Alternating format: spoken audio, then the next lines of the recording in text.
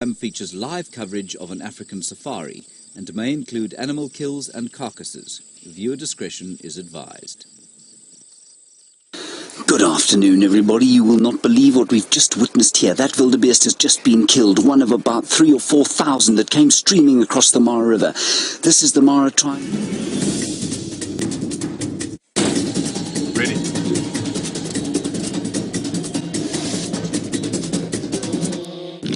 Something quite extraordinary, quite possibly the most amazing wildlife sighting I've ever seen. I'm going to speak in a slightly robotic fashion on account of the fact that my heartbeat is still at about 210 beats per minute.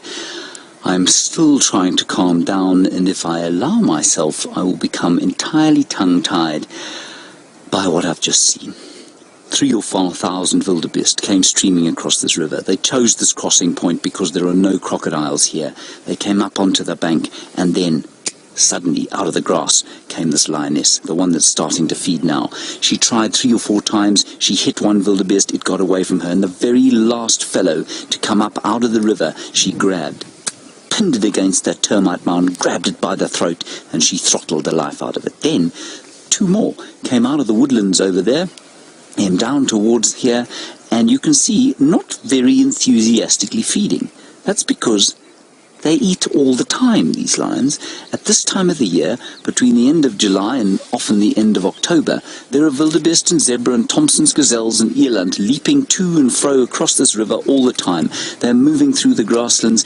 Some of them die of natural causes. Some of them are young and easy to kill. But basically, these lions are eating every day. And so they're not tearing into it like perhaps you might be used to the Nkahuma Pride doing. Now, we are completely live. In case you've just joined us, hashtag Safari Live or questions at wildearth.tv if you want to talk to us. Also, on drive today, Jamie and Taylor down in the Sabi Sand of the iconic Kruger National Park in South Africa. An entirely different landscape, equally wonderful, very different, and they'll be explaining and showing you some of the regular characters that we have there. These two, not regular characters on Safari Live. We don't know who they are, we don't know where they've come from, and that is the great joy of exploring a new area here. We'll tell you a little bit about the lions and the plan for the day after we've appreciated what we've just witnessed. I hope some of you were able to join us on 1 or 2 of our Facebook Live broadcasts just before we went live and were able to see what we just witnessed. We certainly managed to get onto Facebook, thankfully. It was on Magical Kenya's Facebook Live page and also Barcroft TV's. She's up. There we go. She's moving a little bit now. Now, what we came to do here, everybody, was film the migration story, to see if we could do a story of the migration, which, of course, is a timeless story of the wildebeest, the zebra, the Tommies, that's the Thompson's gazelle, local parlance. You see I'm getting very experienced now after 5 days here, and the eland, and how they move in the great Mara Serengeti ecosystem. And we came to show the wildebeest crossing the Mara River, and we managed to do that today, thankfully, and we also came to follow some of the lions of this area. Our main lion characters, the Kichwatembo Pride, who we've been following for 3 nights now, they're off north of us, on the boundary into the conservancies. There are no fences around this area. They killed a very minute topi this morning, that's a little sesame, so they're still hungry, and we followed them all night last night, well, until about 11:30. They did, well, bar one of them, they did absolutely blow all. These lions are a lot more productive, seemingly, but you can see she's not enthusiastically eating. She's pretty full already, and so I don't know how much eating she's actually going to do today. So later on, we're probably going to join the Kichwatembo Pride. We'll see if they hunt tonight, and we're also going to hopefully find another wildebeest crossing. It would be unusual for us to find yet another one, but you never know. There are lots of wildebeest massing the other side of the river, and it's quite possible that some of them will try and cross very shortly. And also, that's just an aeroplane going overhead, everyone. That is the best and most romantic way to come into the Mara, of course, not via the road that we arrived on. That is likely to knock the teeth out of your skull and fuse at least 6 or 7 vertebrae together. I can highly recommend coming to this area. We're staying at the most magnificent lodge in Africa. It's called Angama Mara, and flying in there is definitely a better option than driving. Yesterday, we opened the show with one of the most famous male lions. And, you know, people talk about big male lions. They talk about being amazed by them. They talk about, well, you know, I saw this big male lion. And I've become a bit jaded over the years. And then I saw this fellow yesterday. His name is Scarface. He's missing his right eye and his right eyelid. He's been stabbed by a Maasai warrior. He survived that. He survived whatever caused him to lose his eye. He's been darted by vets and stitched together every so often.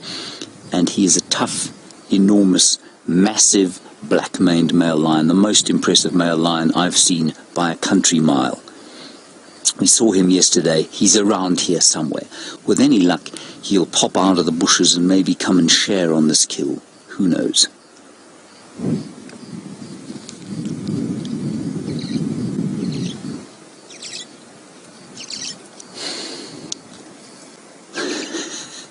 Jeandre, there's a starling over there. Do you want... Every time I point at a bird, Jeandre shakes his head because there's so much else going on here. I made him film a rufous-bellied heron as the wildebeest were crossing. He wasn't very pleased with me at all. Hello, Shamel. You say, what an incredible start to the drive. Shamel, yes, absolutely. But I got to tell you, this place, you just turn sideways and something more astounding will assail your eyes. Your senses will be so filled, you'll be unable to cope with what you're seeing. And as I've now started to become cliched about, it's a spiritual experience being here. It really is. It's an ancient land. This is where not Homo sapiens, this is where our ancient ancestors first stood on 2 feet and walked across the plains to take advantage of the food that these lions now eat. And you really have to stand on the ground and inhale the air to appreciate the astounding magnificence of it. I'm going to look at that starling, Jeandre. You don't have to. It looks like our Birchall starling, everybody. Now Jeandre has to do it because I've explained it. It looks like our Birchall starling, but it's got a white eye. I don't know what it is. Many of you will be keeping a bird list of the birds that we see here. I'm just going to have a quick see if I can't find what it is. There we go. Gosh, there are about 70,000 starlings that you find here. I'm going to go with sharp-tailed. No, he's not a sharp-tailed.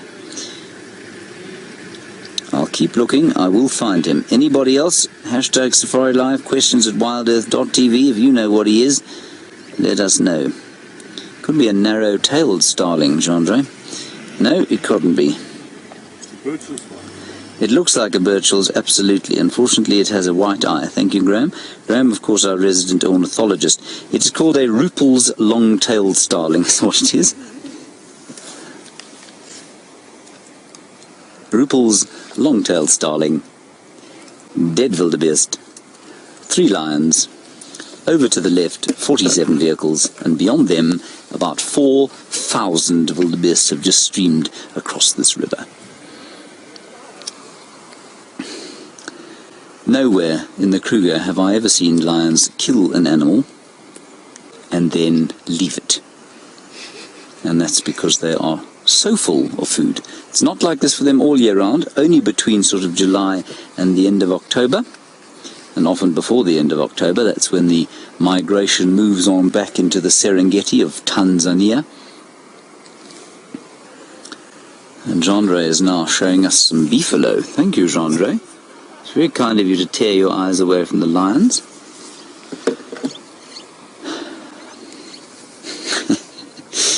Oh, goodness.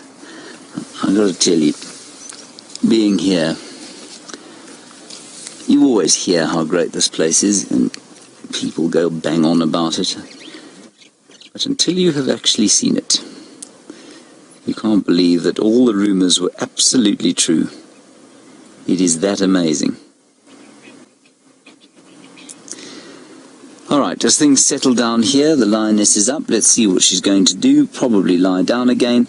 Let's head across to the ultimately elegant antelope, Jamie Patterson. She is stalking the plains of Djuma, cheetah plains in Arathusa. Let's find out what she's going to find you this afternoon. There, that old lioness, she's a veteran of this area, everyone, and she's tired and she's full, and I think that she's had cubs fairly recently. You see that? I think she's had cubs recently. We're not going to hang around here for long. We can come back here and watch them feed. There's just so much to show you here. So what we're going to do is ooze along to the next crossing point, see if there isn't some action there, and we'll go from crossing point to crossing point, especially while all these vehicles are knocking about over here. And I want to show you on the way just some of the scenes of this place. We'll show you some of the, perhaps the Maasai giraffe and the topi, my new favourite antelope. Well, almost as favourite as the Nyala, and mainly I want to show that to you because Graham Wallington, for some reason, has decreed that I may not show anybody a topi.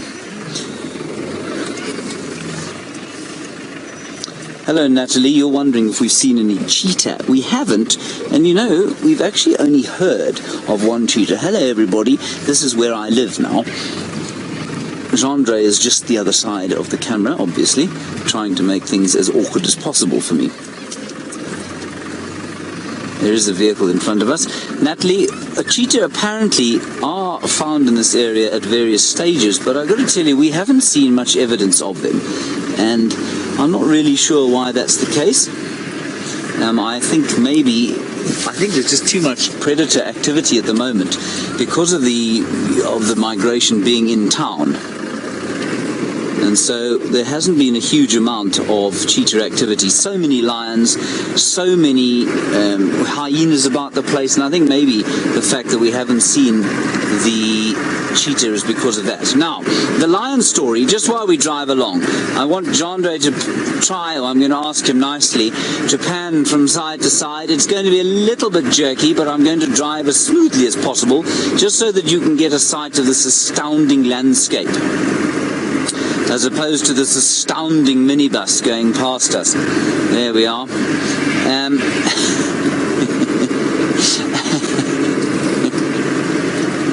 The lions, when we got here, we were told various things, most of which contradicted everything else we knew about lions, and everything contradicted itself. Look at that. Good grief. We're hoping not to have rain, but those clouds might dump on us a little bit later. What happened was, we have now come to realize that this pride of lions and the lion dynamics here are pretty fluid. And the reason they are fluid is quite possibly because of the migration into this area. We've been following the Kichwatembo pride, which turns out so far is 5 lionesses, 2 young males.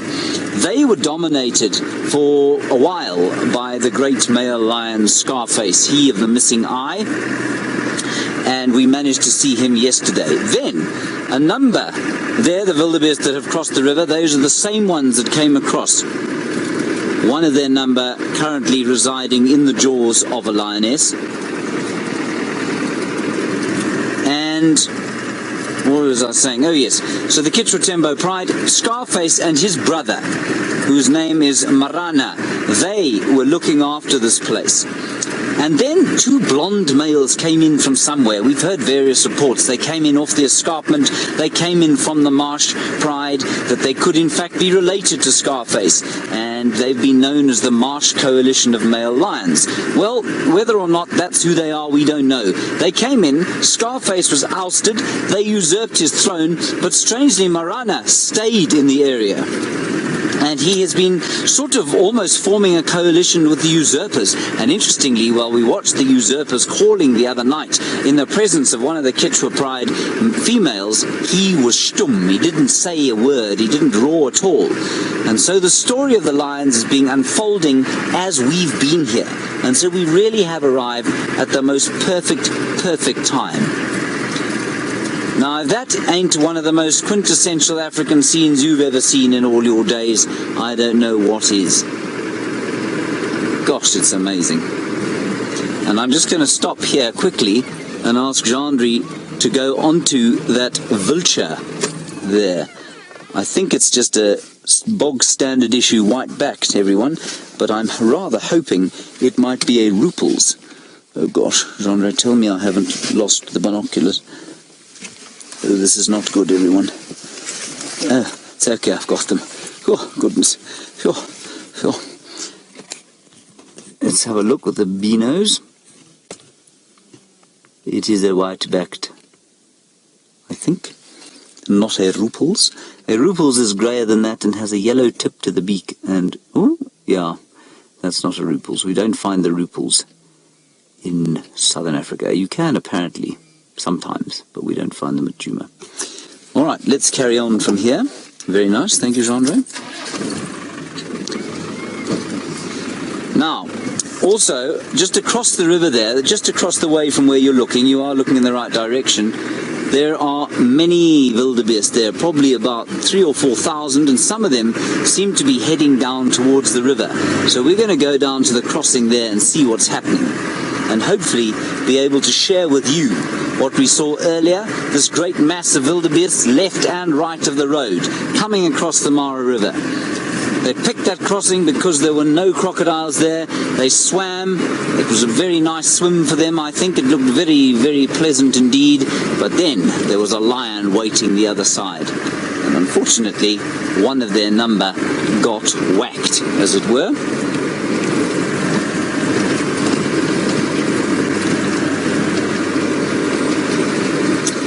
Now, Kappa, I think it is, you want to know if the lions are moving from the Serengeti as well. Let's just quickly look at that Thomson's gazelle there. We haven't done a lot of Thomson's gazelle watching. There, look how pretty they are. Snub-nosed. Unfortunately, a wildebeest in the way.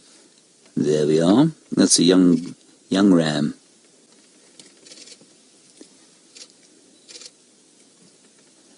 How cool is that? So cool.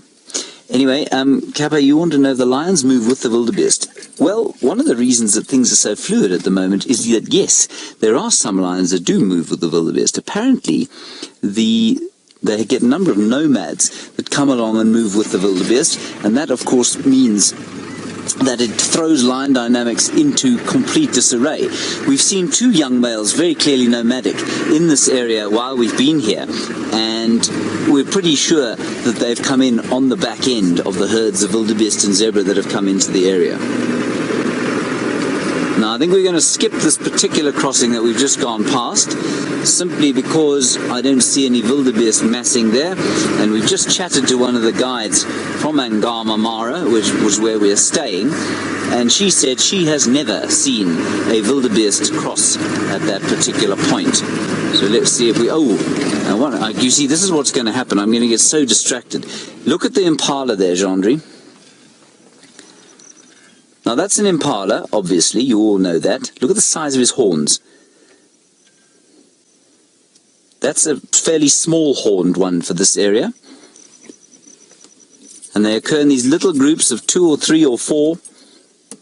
They're very much not the dominant grazing predators, or at least grazing herbivores here. And the reason for that, of course, is that there isn't any artificial water. Now, we're going to go off to a crossing point, everybody. Let's head across to Tabody. It's happening again. This is the second crossing that we've seen today. Look at this streaming wildebeest. We've watched 4 of them already be taken out by the crocodiles. The zebras have got by unscathed. There's been a hippo in here. There have been some behemoth-sized crocodiles, 15 feet, over a ton. And they're still streaming down over the plains, everyone. They're still streaming from the north into the water. This is the Mara River. This is why we came here. This is the greatest story of the migration. This might be the greatest story of natural history on planet Earth. Now, yesterday we were asked, where's the best place to be if you want to cross a river? In the middle of the herd, behind, or in front? I said I thought in the middle. I'm now taking that back. I think behind's a much better idea, because the crocodiles are now tired, they've all caught what they want to eat, and these guys are being crossing completely unhindered. That's not to say that one of these great dinosaurs of the deep is not going to emerge shortly and smash one of them.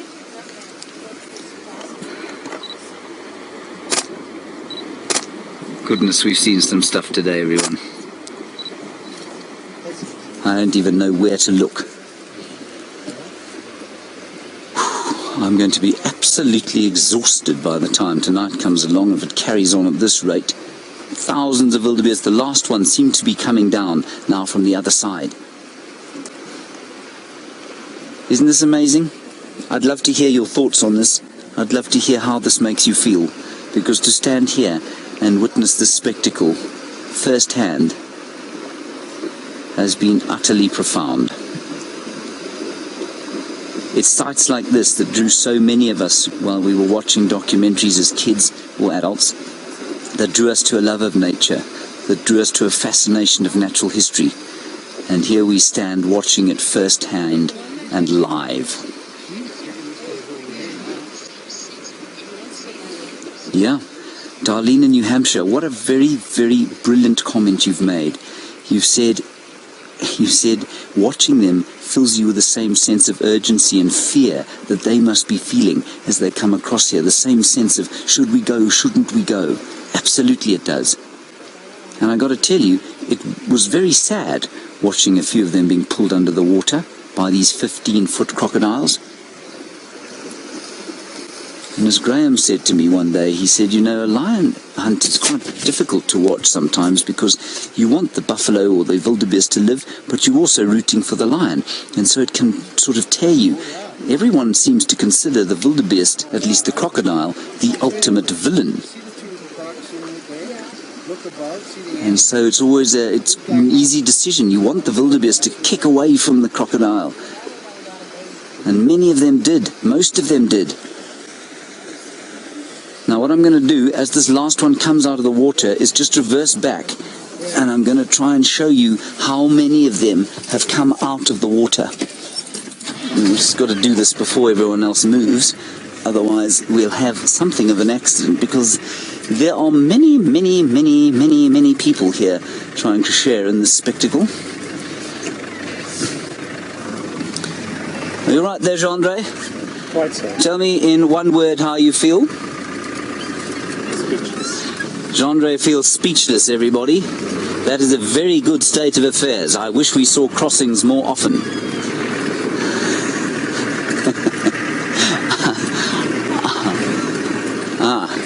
Thank you very much, Louise. Louise just said I left my camera on the roof of the vehicle. That's because I'm so excited. Now let's go round and I'm going to show you the glistening wildebeest as they move on to the plains where they'll graze in safety, hopefully for the rest of the night. But, of course, they may well have the attentions of the lions or the hyenas, the great clans of hyenas of the Mara Triangle. Huge clans of 40 or 50 animals quite often. And we'll just get a long-range view initially. Jeandre, tell me if you've got a picture you'd like to show anyone. Jeandre would like to bank this. That is Jeandre parlance for this looks like I could take a pretty picture. And as usual, Jeandre is not incorrect. That is a pretty picture indeed. Is it not? There are too many pretty pictures here, everybody. It's very difficult to know which pretty picture to take a picture of, much of the time. Gosh, how wonderful.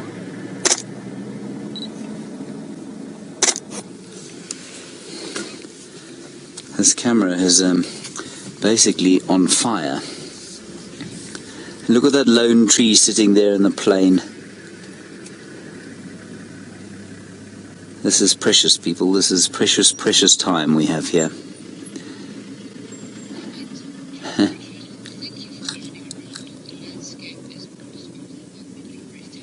Yeah, James Richard, you say, thank you for panning around. The landscape is almost breathtakingly beautiful. Yeah, I've got to tell you, there's a little bit of water welling in the base of my eyes as I see what we're seeing here.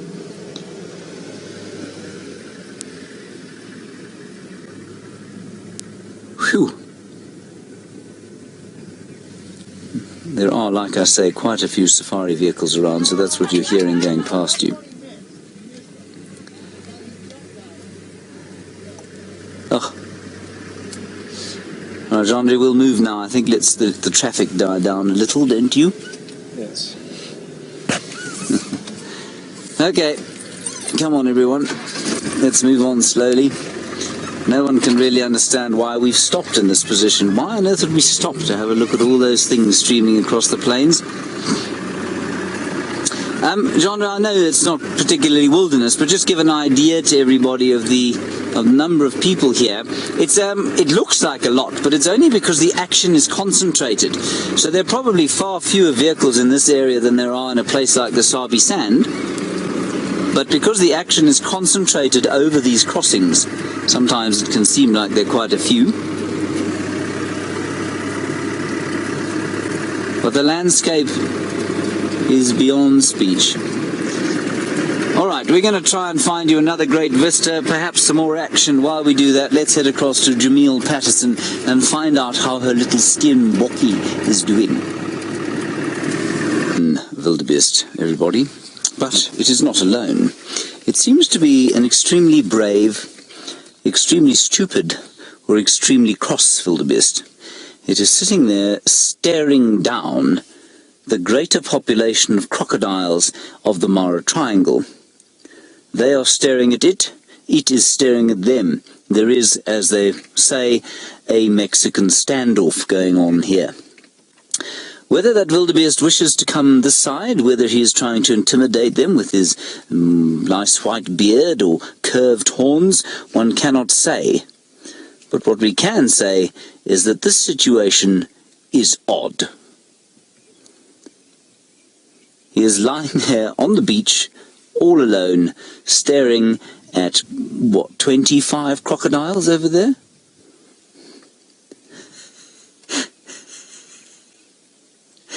It's not quite 25, but it's quite a few of them. Now, Jason, while we watch this standoff taking place, you say, what other dangers do the animals face in the river other than crocodiles? It's largely crocodiles, Jason. Animals are very good swimmers. I suppose if the river was in true flood, then that would be a danger. They might drown. I suppose sometimes hippos can get irritated enough to hurt them. And I suppose also that it is possible, let me move that out of the way. I suppose also, Jason, early on in the season, the wildebeest cross at very steep banks like the one that this crocodile is sitting beneath. And those steep banks create broken legs and maimed backs and all sorts of horrible effects on the wildebeest as they come across the Mara River when they come into the area for the first time around the end of July. Anyway, we just wanted to show you that one wildebeest strangely staring at one of those crocodiles. Why on earth he'd be doing that, no one can tell.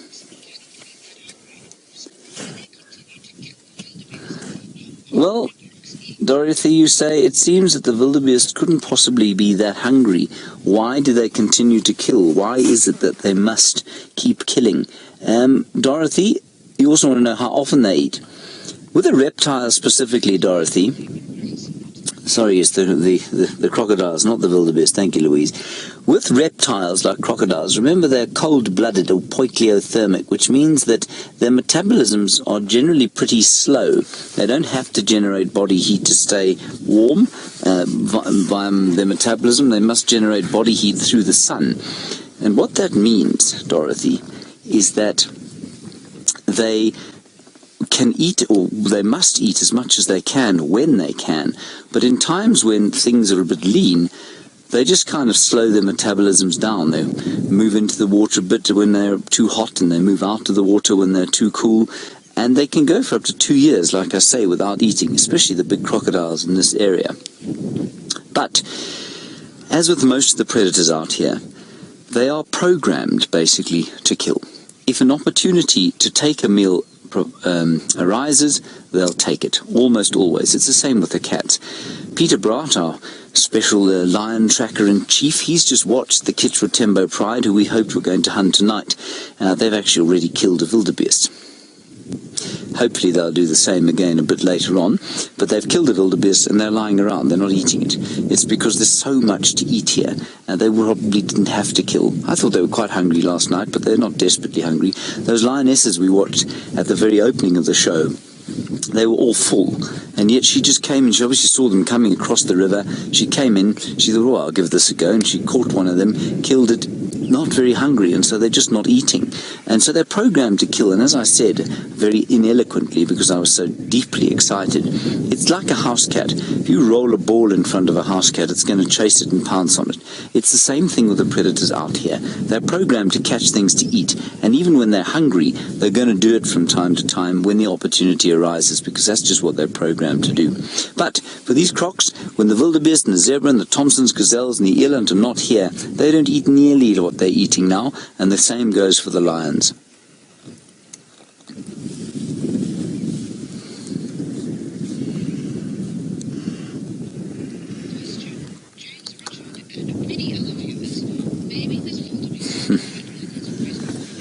Well, James, Richard, and many other viewers, you have all come to the conclusion that this wildebeest is probably injured and that's why he's not moving away. I think it's quite possible. He may well have been injured by these crocodiles in the water, managed to get out to where he is now, and maybe he's sitting there in a state of injury. That is entirely possible, guys.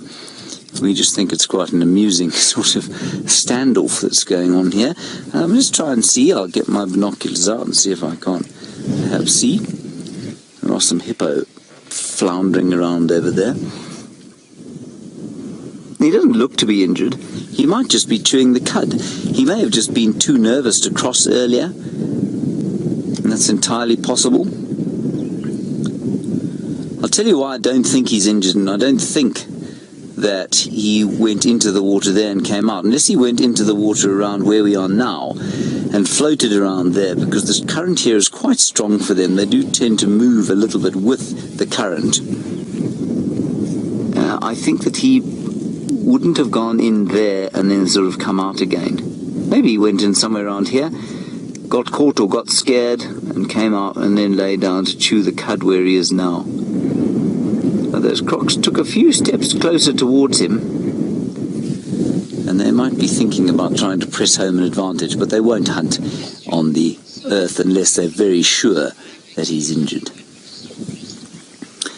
Simon, you want to know, if we were to try and swim across this river, what would the odds of survival be? Simon, I would say the odds of survival of swimming across this river right now, with all the crocs on the bank, 50-50. With all of them in the water, I'd give you a 1 in 30 chance of getting across the river unscathed. They move very fast, they move very stealthily, and most of the time when they're in the water, you can't even see that they're there. Gosh, what an afternoon we're having. The clouds are massing slightly off to the north there. We may well have some rain later on, but we're semi-equipped for it, in that we have one bright red umbrella to stick up to protect Graham and Jeandre. Mercifully, we had very little rain yesterday. And so, although we were very well prepared, we didn't have too much rain. Right, Taylor has got a little version of what we're hoping to see later this evening. Now, one of the great crossings, everybody, of this area are the Tommies, and that's what we're looking at now. There's a tiny little Tommy there, and that little Tommy is going to have to cross with its parents and cousins and sisters and aunts if they decide that that is what they're going to do. We might have to move shortly, just in case they go down to a beach further along from here where the gormless crocodile lives. But, Jeandre, I don't know if you can see floating in the water there.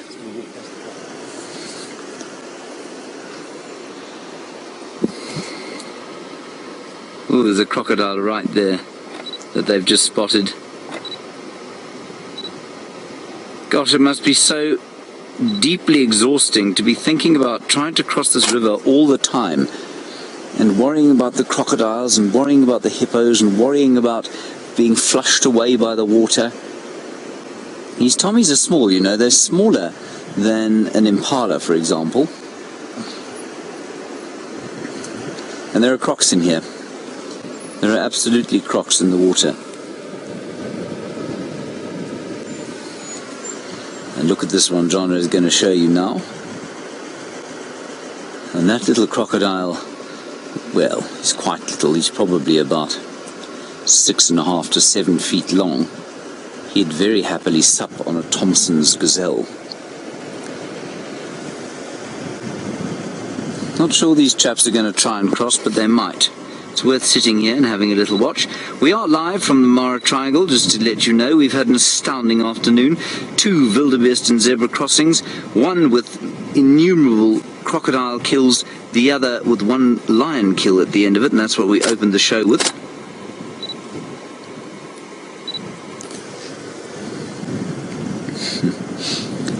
And now we're going to see if the Thompson's gazelle want to come across the river. We've also been spending some time here trying to figure out how it is that these animals operate.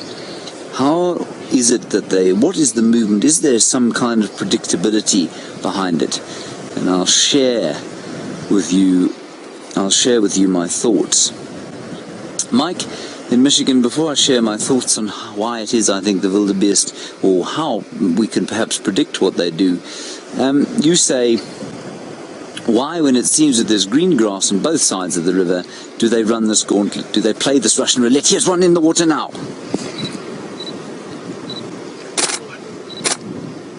And they're all going. This is our first Thompson's gazelle sighting. Look at the crocodile coming after them. Oh my goodness. Crocodile smashed. Absolutely smashed. Not a chance. Why would they take this risk, Mike? I don't know why they would. It seems completely ridiculous. Here comes another one. Here comes a 6-foot crocodile that I thought was going to have a go at them. It's coming up just behind this bush here, Jeandre. It's going to intercept probably the middle of the herd. Gosh, that was unbelievable. Half of them turned around and decided to go back again. Yeah, look at this crocodile coming in now.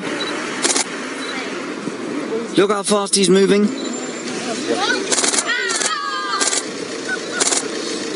No chance at all these guys have got. Why would they cross? I know this might be difficult for some of you. This is truly incredible. What's the other side there, Jeandre? There's a crocodile there, and there seems to be a conflagration under the water. Oof, oh, shame.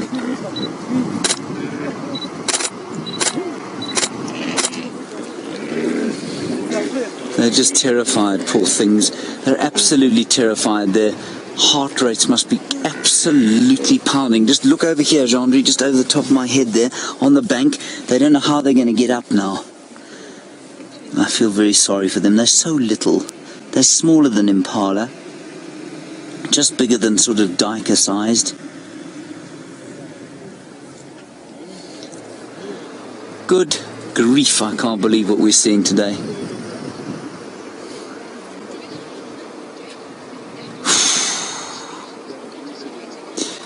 David, oh, here they come again, Jeandre, other side.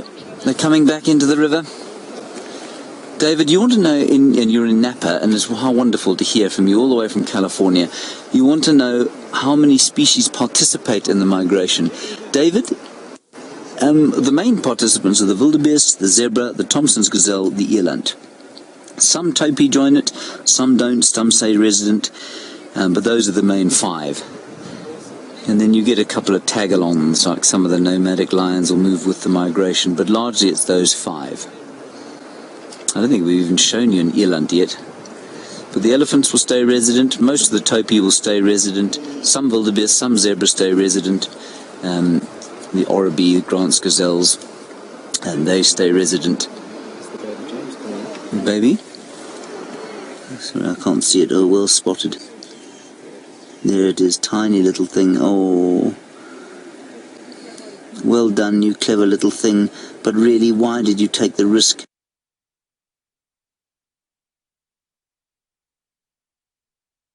You, unless your mum was swallowed by a crocodile. I'm just going to try and take a picture. Shame. Well done. Well done. You clever, clever little thing.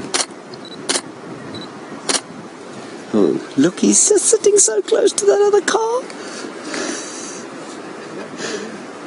Oh, now he's looking for the rest of the herd, everyone.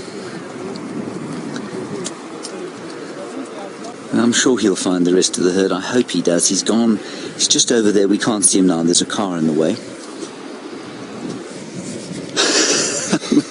This is an unbelievable afternoon. Jeandre has gone pale. He does alternately red and palely pasty white as his heart rate changes from 200 beats per minute back down to its normal sort of 60 or so. I don't know what to say. There's even some more going on here. What do you got there? And there seem to be some others. Oh, there's a croc popped up there. Oh, yes. James Richard, you say you cannot get over the rush of watching these things cross. James Richard, nor can I. I think this is absolutely incredible. And of course, many of you have watched now a wildebeest crossing. You saw how difficult it was for the crocodiles to catch the wildebeest and the zebra. You saw here how they were just waiting. As soon as the Thompsons went into the water, they blasted in there like, well, they were almost like sort of slightly subsurface speedboats. And they didn't hesitate. And there wasn't a Thompson's gazelle that got through this that was attacked by a crocodile. In other words, every single attack that was attempted followed through. Good grief. We are live, everyone, just to remind you of this. Live from the Mara Triangle, watching a Thompson's gazelle crossing. Tasha Michelle, you say, dang, how fast are those crocodiles? Well, they're very fast, Tasha Michelle. How fast exactly? I don't know. I've heard they can move on land up to about 40 kilometers an hour. That's faster than Usain Bolt, who runs at roughly 38 kilometers an hour if you average him out over 100 meters. I think that sounds a bit fast on land, but over a very short distance, they're very quick. But in water, much, much faster than any human swimmer, any animal swimmer there is, other than perhaps a dolphin or a whale or, well, fish, obviously. But no mammal will be able to outrun them. I'm not sure, I couldn't give you an exact speed in knots or miles per hour. But it's very quick. You saw that bow wave that rose out of that crocodile as he leapt into the water, his tail swishing from side to side, driving him forward.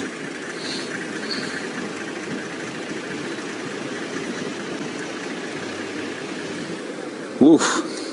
Well, I'm just looking out behind us to see if I can see the little gazelle. But that gazelle seems to be okay. I think he's made it off. Perhaps he's joined the rest of his herd.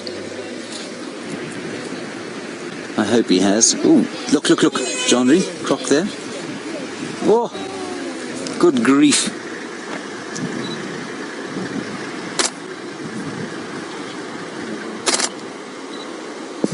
Am I right?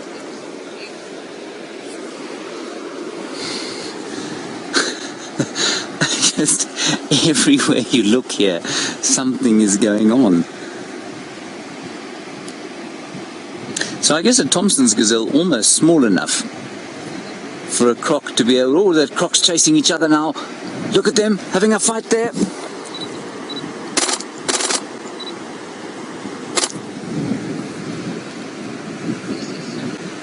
This is unbelievable, as Louise says. It's just, we don't know where to look.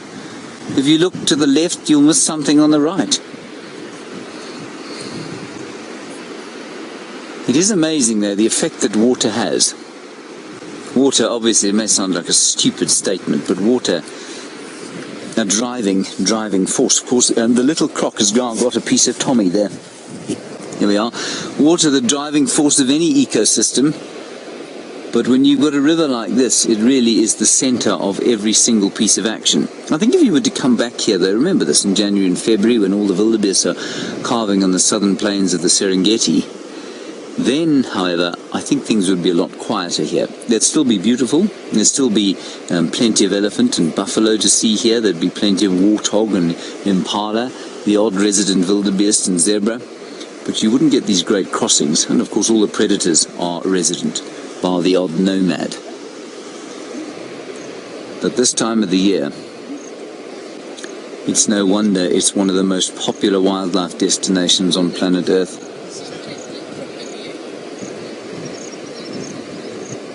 Oof.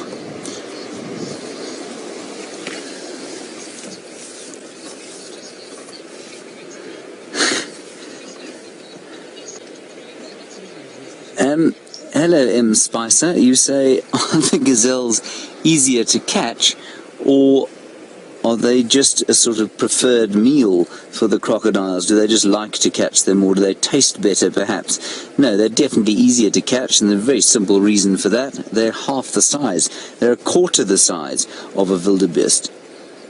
I mean, they're minute things. I'll give you the exact mass, but I think they probably weigh about 30 kilograms each, which is about 66 pounds. So they really are not very big in the slightest. I'll just confirm that for you exactly, but I think if I remember my studying that I did before I came here, that is correct. Yeah, a female up to 25 kilos, a male up to 35 kilos, so yeah, round about, actually even less than 66 pounds, probably between 40 and 50 pounds. Really quite something.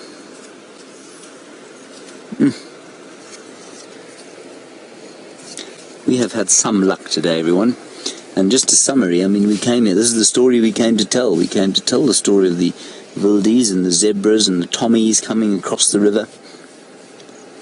And the lion hunting. And, well, we thought it was a great risk coming here. We didn't know that we'd be able to do that. And the first 3 days made it quite difficult to show a crossing, but there it is. We've seen 3 in 1 day now. There's a buffalo, everybody, a beefy buffalo of the Mara. He's a bit old and he looks a little bit weak and tired of life. You can see he's got hips sticking out. But the lions here that we've seen don't often kill buffalo because there's so much else to eat. I think they'll probably kill them a lot more come the time when the migration is not here.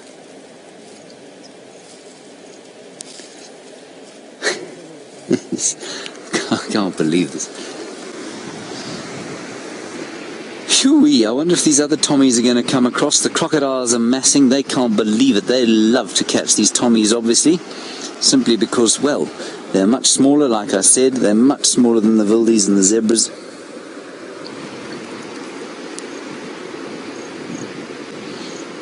And just to keep you updated, our lion tracker-in-chief, Peter Brott, aka Technical Director, he is with the Kitchrotembo Pride now. They have killed a young wildebeest. They may go hunting later on. We're not sure, but we will go and take a look. We're also going to have a brief look, perhaps, at those other lions, but we have got a friend standing by there. We were rather hoping Scarface, the big male, might come out and share the kill with them. But so far, we haven't heard anything. Whew. There's a couple of crocs floating down the river, having a bit of a spat over some tommy steaks for supper.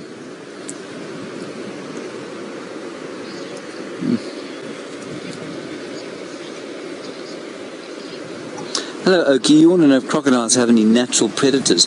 Oki, they do. Normally, other crocodiles, actually. When they're very little, though, quite a few things will eat them. But storks and herons, they will eat very tiny hatchling crocodiles. Once they get above that sort of size, though, not a huge amount other than other crocodiles will try and eat them. You will get big birds, I suppose, will come. Maybe the odd fish eagle, perhaps a marabou stork. But it would be largely birds, I suppose. There they go, over the rapids. And I wonder if that little croc won't try and stash that tommy underneath one of the rocks here. Oh, there's a wildebeest now. A wildebeest now massing on his own, perhaps for a drink, but maybe a solo crossing. That would be brave. In fact, it would be stupid. I'm going to move the car slightly, Jeandre. Just how are we there behind, Graham? Just asking him to move forward 3 feet. I just want to move slightly because I think we're going to miss. Are we okay behind?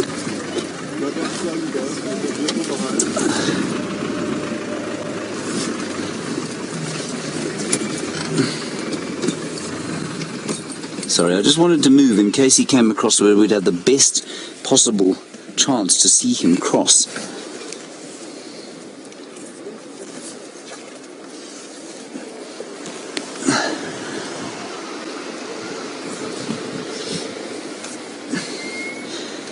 Phew. Now, you can ask us questions. We are live, barely. The excitement has nearly given us all a heart attack. Hashtag Safari Live, questions at wildearth.tv. And that wildebeest is quite a long way away. I suspect he's just thinking about having a drink rather than actually crossing.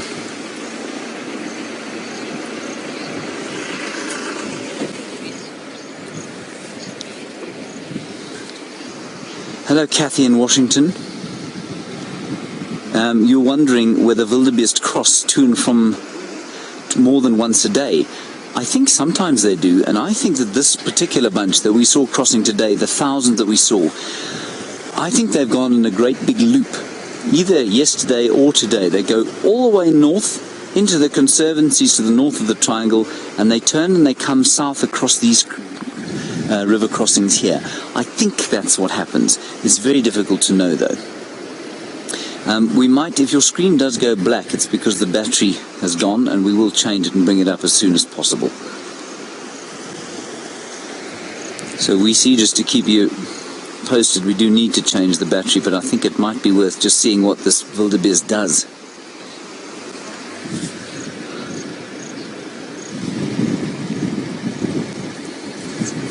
Now, Jeandre says he thinks it's okay, everyone, so let's just watch and see what this wildebeest does. I can tell you, we're not going to show you because there are lots of cars in the way, that there is a very large rainstorm in the west, pounding water onto the Olulolo escarpment. It's mercifully far away from us, but the rains do look like they're massing, as they have every single afternoon. I think this wildebeest wants to go across. I wonder if he isn't the same chap we saw eyeballing the crocodiles earlier.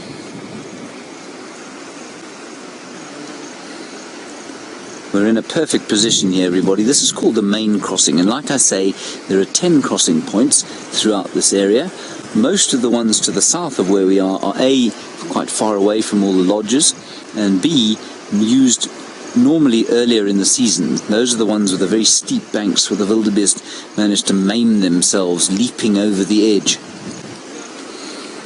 This chap is being very indecisive, but you know, wildebeest is not the most decisive animal in the world.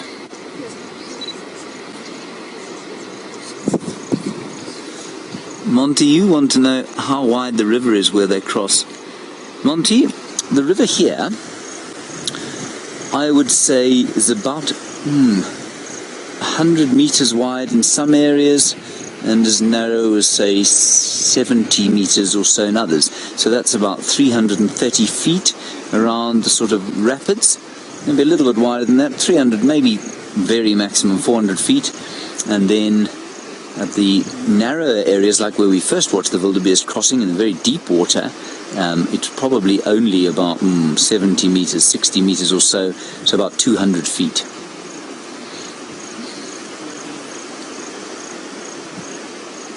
Now, let's watch this wildebeest walking up towards us now. This is not a kind of traditional crossing point. Now, the thing about the rapids is that, yes, they're shallow, so the wildebeest gets purchase, but the rocks underneath mean that they can easily get stuck in a crevice, break their legs. Watch out to the main crossing there, Jeandre. The Tommies seem to be coming down, so we'll just keep an eye on that. So ideally, for safety's sake, well, physical safety's sake, the wildebeest would like deep water, but when they're in deep water and there are crocs there, the crocs then have all the advantage. I've seen many wildebeest get away from the crocodiles where the wildebeest are able to stand on the ground and push off.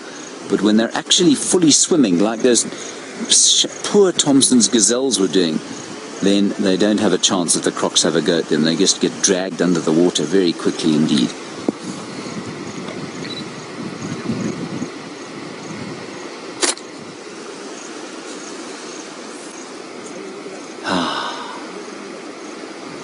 does feel deeply, deeply satisfied here. What do you think, Jeandre? What kind of money do you give him trying to get across this river? For the wager. The wager. I say... I don't know. I actually can't tell. I'm so jaded by my inability to tell what these things are going to do.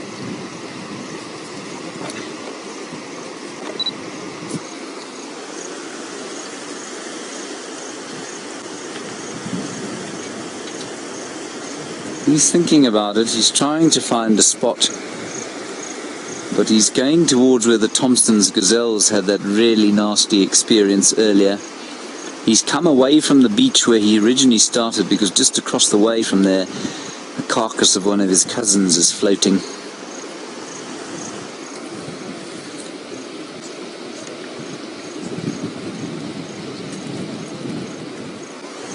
So who knows?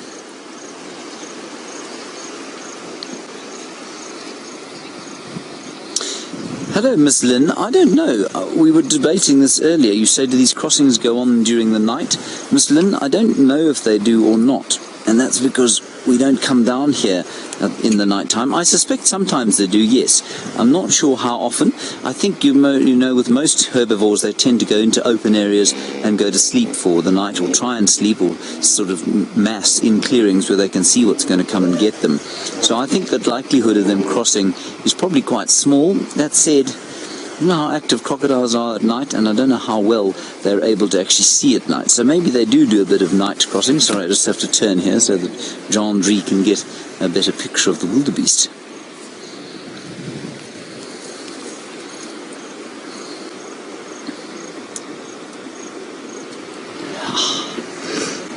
Yeah, no, he's seen that croc. There's a croc tracking him. There's a croc tracking him as he goes. There he is. And this is a dangerous place for a crocodile to be. There's a hippo out of the water now. He also seems to be tracking the wildebeest. The wildebeest is looking at the crocodile while the hippo turns about. Not sure what he's doing. Perhaps he's decided he's had enough in the water. Skin's feeling a bit wrinkly, getting a bit peckish, going to go and have some grass to eat. Or not. Maybe just wanted a bit of a stretch.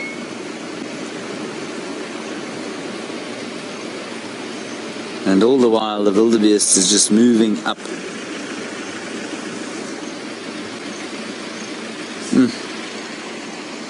What a day we've had. Looks like that hippo's being tracked by the others, but they all look much smaller, so maybe that's the bull from the pod.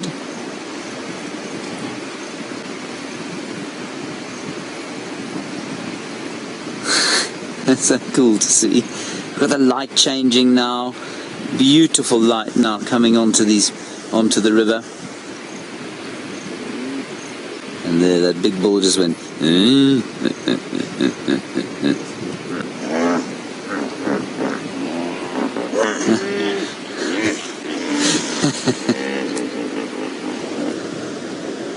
Just a wonderful sound.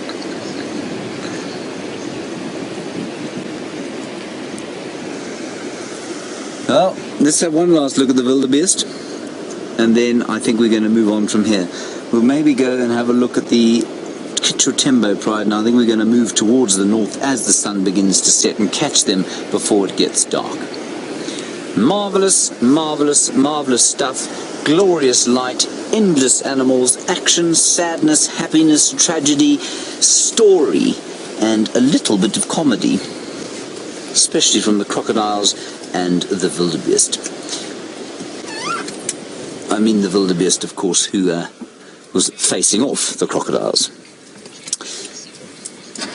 Right, excellent stuff. Continuity is what we want. Let's go from here, where we've had wildebeest, to Jamie Patterson, who has also got wildebeest. Night has fallen, everyone, in the Mara Triangle, and there is one of the members of our famous Kichwa Tembo Pride.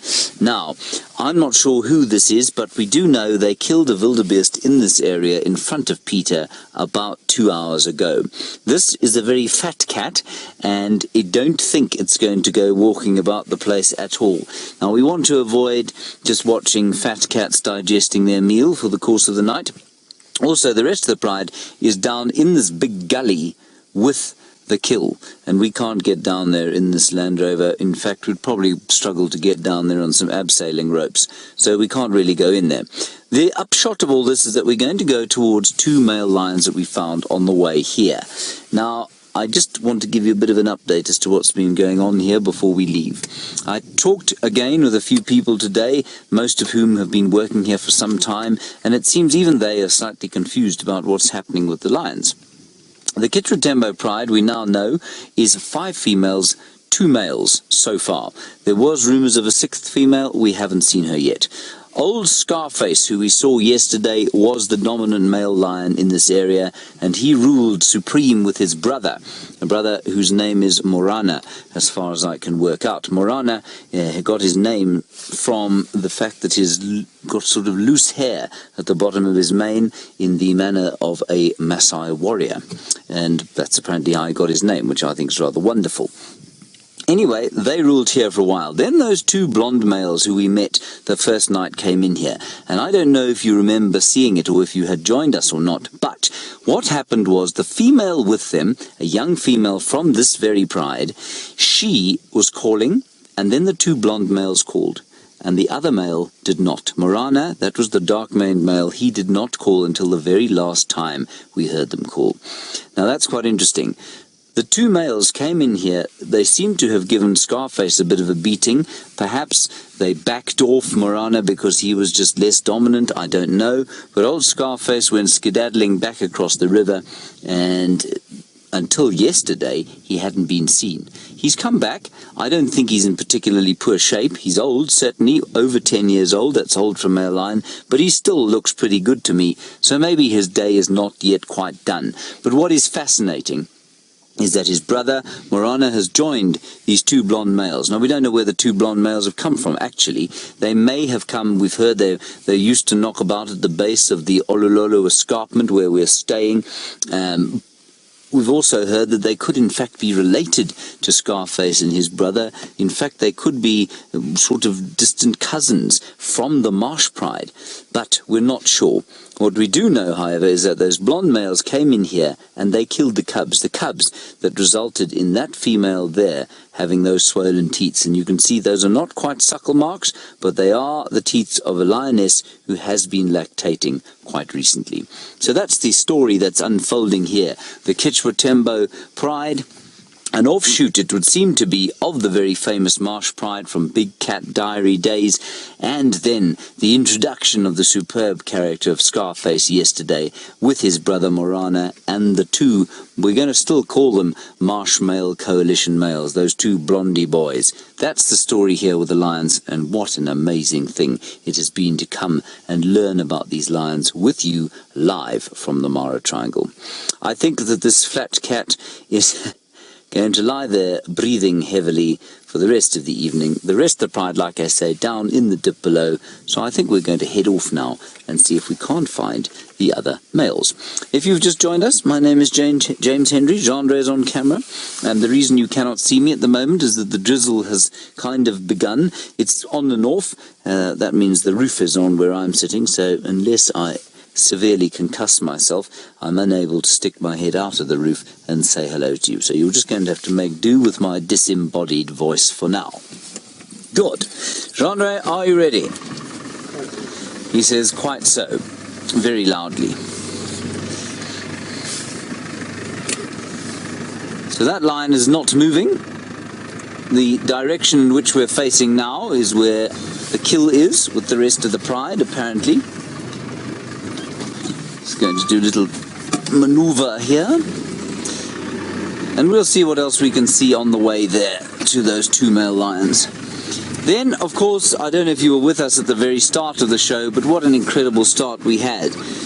3 lionesses we began with, semi-attempting to feed on a wildebeest carcass. Now, the wildebeest carcass had recently been caught by one of the lionesses. She'd already fed on something sometime really fairly recently, but the prospect of ambushing a wildebeest crossing the Mara River in full flood was too much for her, and she nailed one of them after 3 attempts and then sort of lay down next to it. They ate a little bit and then they just left it where it was. We were rather hoping Scarface might pop out there, but he didn't. So we'll go back to those other 3 males and see what transpires there. Maybe they will go hunting, maybe they will just lurk about the place as male lions are wont to do. Now, the reason the picture has gone green is because we are looking, and it's not green for you, it's black and white for you. We are looking at, well, we're looking at the picture through infrared, and that means that we're not going to disturb any animals that are on the hunt. We're also hopefully going to be using the thermal imaging camera, which was of extreme use to us yesterday evening as we followed the huntress of the Kichwatembo Pride on the hunt. Now, she is one of our favorite characters, and I'm going to give her a name tomorrow, and that name is going to mean hunter in Maasai. I just need to find out the correct word, and exactly the correct, because sometimes these words have got different sexes attached to them, so we need to find the exactly correct word, its right spelling, and then we also, with your help, need to find out, of course, what she looks like. What are her distinguishing features? Now watch out, everybody, a bit of a bump going through here. I just thought we might be able to see the rest of the pride, but I think it's going to be very difficult. And it's going to take us a little while to get to the other lions.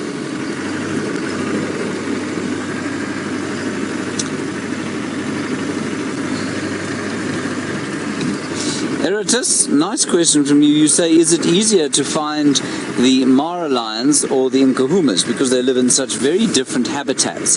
Eritus, I think it's by far easier to find the lions here in the Mara Triangle. Well, especially this time of year. They don't move, you know, they don't move a great deal, and that's because there's so much to eat. Also, of course, you know, when the Nkuhuma's gone to Buffalo's Hook, you've got a decent tracker and you can go anywhere you like. You could find them probably just about every single day. But over here, and the lions don't cross out of the property, they don't cross out of the traversing area, it's actually relatively easy to find them, which is rather good, I think. Down we go, up the other side. Now, I think it's still light in South Africa. And just to keep you posted, it is going to take us probably about 25 minutes to get to where those male lions were.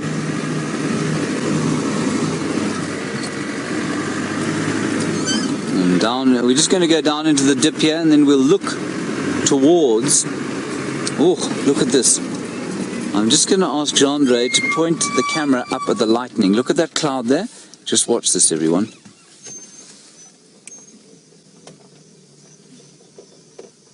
Look at that, isn't that amazing? Gee, that's cool. That is so cool. Look at that. Let's just keep watching that. That's a storm over Ngama Mara where we're staying, everyone. Probably just behind it. Whoa!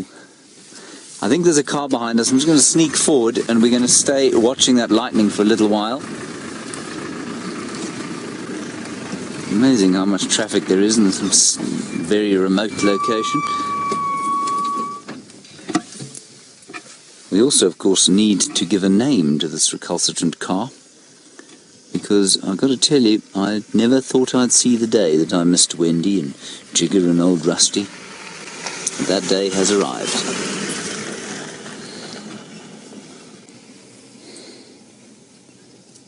Isn't that beautiful?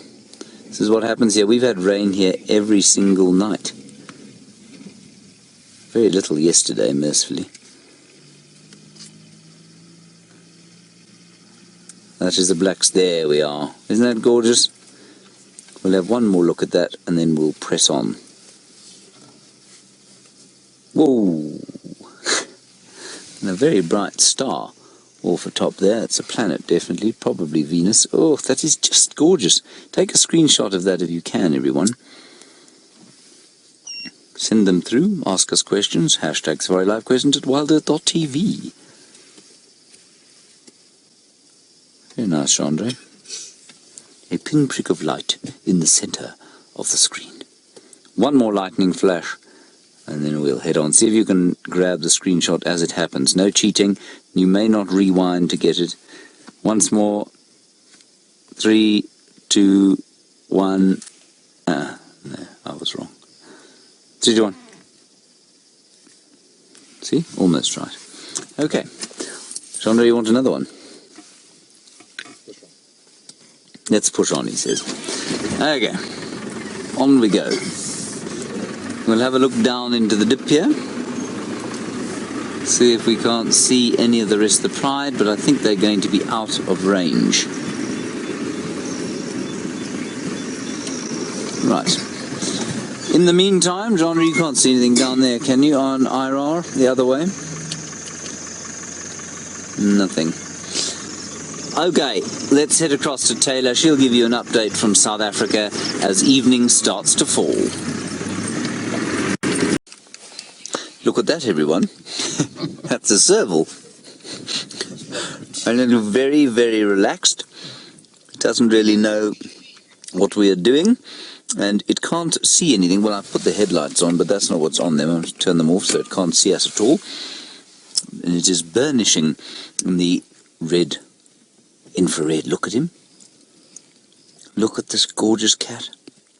Short tail. Long ears, wide ears, to hear the rustling of rodents in the grass. I think that tail is actually shorter than normal. I think you'll find that it's a piece of it's been removed. Look at this. Walking very carefully. Now, if you don't know what a serval is, everyone, it's quite closely related to your house cat, believe it or not. It's from the same genus, Felis, and it moves in the same way. They're very, very careful mouse and gerbil and other rodent hunters largely, also ground-dwelling birds they'll eat. And they specialize in leaping into the air and pouncing down onto whatever it is that they can catch. Now, we're on our way to find those 2 male lions again. We're not too far from them. But we just thought we'd stop here and show you a serval in infrared. What I'm going to try and do now is move slightly backwards. I think we might still have a view there.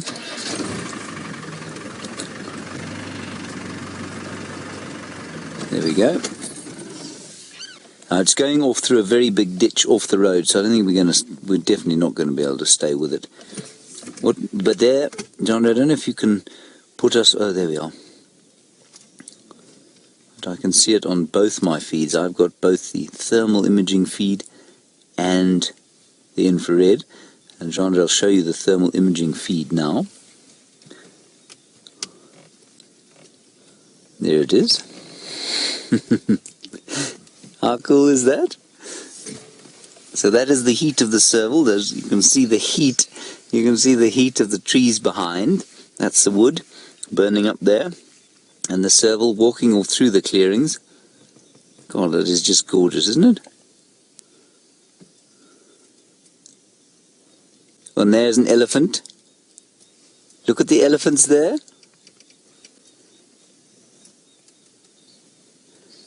That is amazing. And that's because they're mammals, of course. I think I'd be very interested to shine this thing at one of those beastly crocodiles we saw earlier today.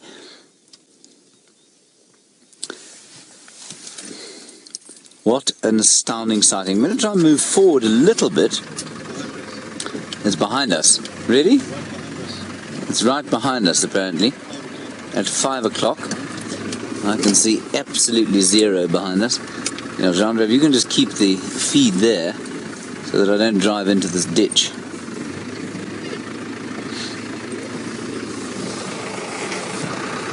We'll just try and find it once more for you, everyone.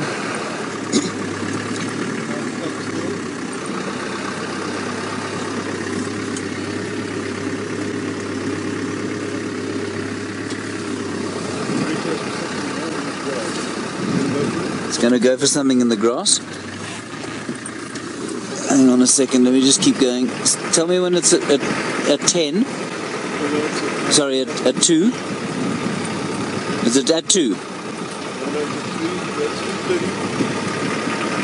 Sorry, Stephanie, go again with your question, please.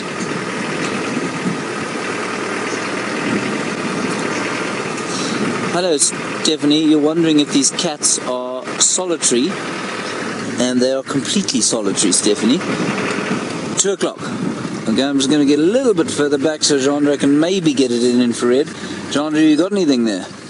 Stephanie, no, they're totally solitary. The only truly social cat, everyone, of course, is the lion.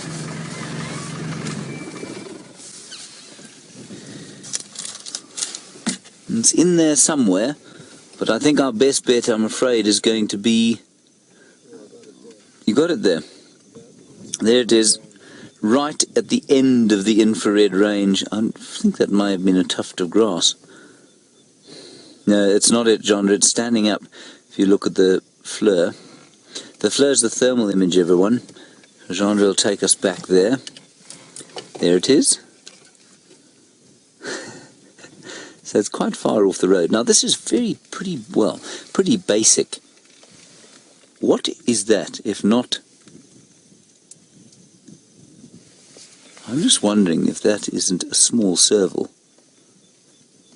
Can you see to the right of it? There's definite heat.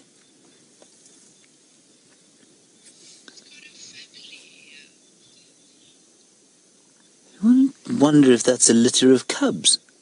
Not cubs, kittens. Look at that. Okay, we're going to try and get in there, everyone, but I've got to tell you, just... Yeah. Okay, let me see what I can do, because this is going to be worthwhile. I think we should maybe go back to South Africa while we attempt this. Well, everybody, there is Morana, the male lion. That's who we think he is, anyway. And we think, from our intel, and we've been doing much intel gathering, I feel like the entire branch of MI6, we have been gathering intel, and we think that that is Morana, the brother of Scarface, that quite epic male lion we saw yesterday. He's stuck his head up, only because we came along, I'm afraid. But there he is, but next to him is one of the, I think, from what I can tell, one of the blonder males, one of the other males of the coalition that come in here and killed the cubs. And what's interesting is he's clearly young, he's got still a bit of pink on his nose. But what's interesting is that apparently Morana, when these blondies killed the cubs, for some time was seen with the cubs and spending time with them and their mothers. And he took no part in killing them, but he also obviously took no part in defending them, while his brother Scarface was across the river. Perhaps he feels a sense of shame. No, he's a magnificent boy. Look at him. Jeepers, he's big. Yeah, no, it's not surprising that he is the brother. I think we should go to the thermal for this one. There we have the lion, and just behind him a little patch of warmth you can see on the thermal camera. And look how cool his mane is, A, and B, this is the lion we saw flicking his tail on the first night we did this, and he's got no pom-pom. And that's why his tail ends rather abruptly, as opposed to in a semi-dark pom-pom. That was an astounding thing to see. Oh, wonderful. Excellent. All right, let me just move slightly. Jeandre, I'll try and get the front IR in on the sleepy one, other sleepy one, and the side one on the other sleepy one. There we are. Look at that. They've lain perfectly for our infrared lights. Let's go slightly closer and turn off here. In fact, we might try and go around the other side shortly. We'll just see what they do for a few minutes. I was told today that they were very full. I don't think they look particularly full at the moment. But male lions, well, you know, they do tend to be rather lazy, scavenging things. Yeah, he's quite full. Yeah, I know, he's got a belly on him. That lion is very sleepy. Still, there is so much food around. Perhaps a wildebeest will come wandering past here. Perhaps a zebra. But he doesn't look like he's going anywhere too soon, does he? The other characteristic apparently of Morana is the fact that he is missing one of his bottom canines. And if he is Scarface's brother, as we suspect, well, then he is also between 10 and 12 years old, I think. Now, let's just have a listen to the sounds of the Mara night, and I'll tell you what I can hear. I'm just going to stand up again.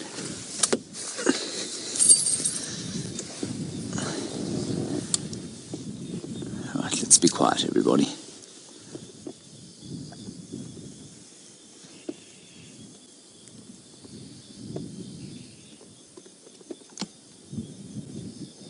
So I can hear some frogs, some insects.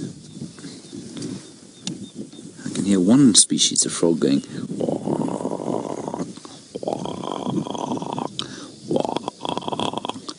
at a waterhole off to the right of where we're sitting now.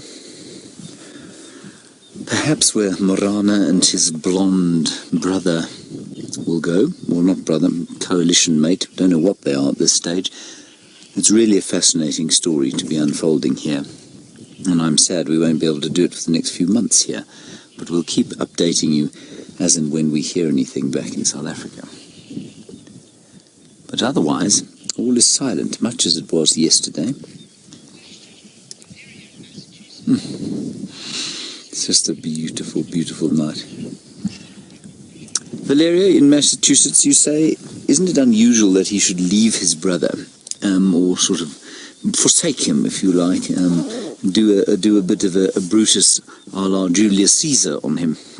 It is unusual, but is it? So, yes, it's unusual as far as the textbooks say that it's unusual. Is it unusual for this area, for the Mara Triangle, for the Mara, during a migration when the wildebeest are in situ and the wildebeest and the zebra are coming up as well? I don't know. I'm going to hesitate to say yes, it's unusual. Certainly in South Africa we would consider it extremely unusual. But apparently the migration, when it does come up here, creates an enormous amount of upheaval in the lions. And often the migration brings with it nomadic males and nomadic lions who are without territory, and sometimes that brings upheaval. I'm going to guess, though, that old Scarface is born of quite a lot more testosterone than his brother. Although his brother is pretty dark-maned, maybe his brother was just bigger. And I'm going to suggest that he was the dominant lion, and that when these guys came in and had a go at him, well, I guess I really hate myself for saying this, but a bit like Scar in The Lion King forsook his brother Mufasa. So perhaps Morana forsook his brother so that he could kind of get on with life and not be beaten up. That was not a conscious decision he made, but I think it's quite possible that in order to reduce conflict, he acted in a submissive fashion to the new males. And certainly the reason I think this is because the first night when we were watching them, we had the female, and she was calling, and these two blondies were calling, but Morana was absolutely stumm silent. So I think that's quite interesting. Right, back in South Africa, the wonderful Nkuhuma Pride lionesses are on the hunt. Let's go and take it. So, rather unlike in the Sabi Sand, where the Ninkapumas are now walking through woodland, here, with the thermal camera, it's pretty easy to follow lions when they're moving, if they're moving. This particular lion is not moving. He's just put up his head, though, and he's sitting underneath a gorgeous tree there, sort of sticking out on its own in the clearings. Now, why he's got his head up is because he scented on the wind something that Graham has found with the thermal camera. So we'll just have a quick look at the thermal view. That's me there. Hello, everybody. And there's the thermal view. Those are zebras. And they're not walking straight towards us. They're kind of walking parallel with us and possibly around. And that's why he lifted his That's why he lifted his head, because their scent is blowing straight towards him. I just stopped speaking there briefly because it looked like there was a hot spot in the middle of that shot, but I don't think that's anything. So there go the zebras. The lions, like I say, I think look pretty full, so I'm not sure they're actually going to do anything. We knew the game was up yesterday evening, you know, when those lions started calling. The females started calling, advertising their territory, and we knew that they were no longer going to be on the hunt. This fellow's decided that he's got very dirty nails that he'd like to clean. What with it being Friday night and all.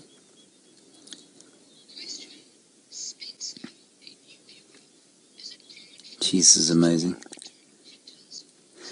Hello, Spencer. You're a new viewer and you ask a very good question. You say, is it common for lions to be nocturnal hunters? Spencer, it is not only common, it is typical in many areas that they are nocturnal hunters.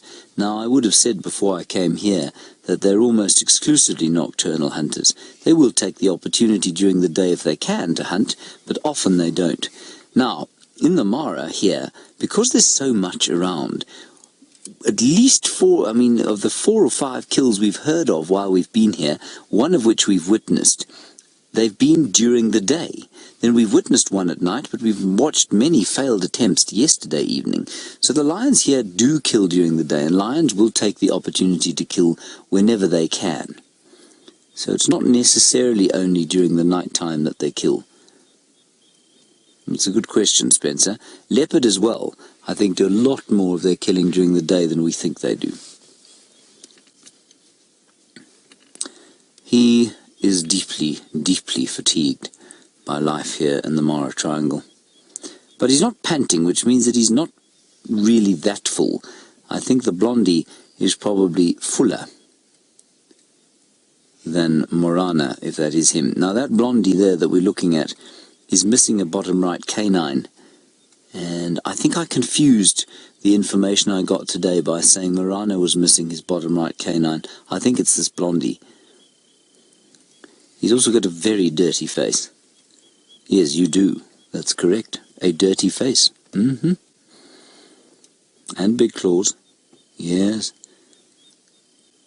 And it almost looks to me like he's got a torn left ear.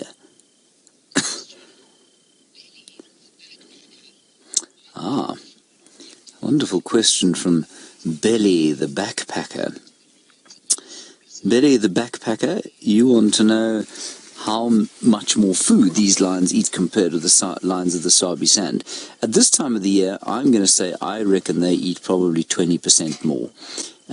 Although, you know, given the drought that there's been, Nkuhuma Pride has been eating a lot of food lately. They've been killing many of the buffalo, and they kill bigger prey there, seemingly, than they do here.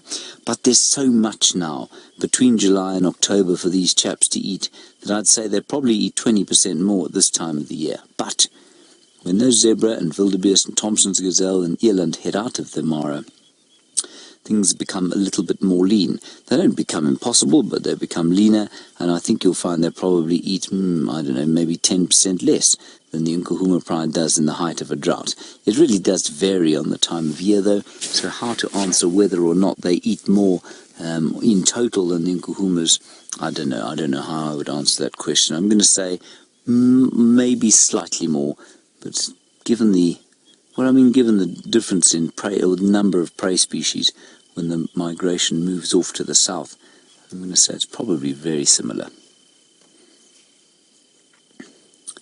Well, this is more activity than we had last night for those lions, bar the 3 little hunts. And those wildebeest are now well past. They're not walking towards him anymore, so he's no longer scenting them on the wind. They've moved out of the wind trail. But maybe he'll sit up and give us a call. Maybe he'll flop down and go back to sleep. He looked almost like he might be enthused enough to get up there. No? Don't you want to go and do something, hunt something? There's lots around. Won't be here forever.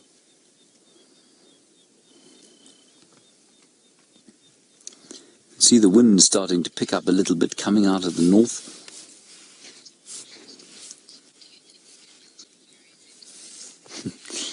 Fiona, that's a very interesting question.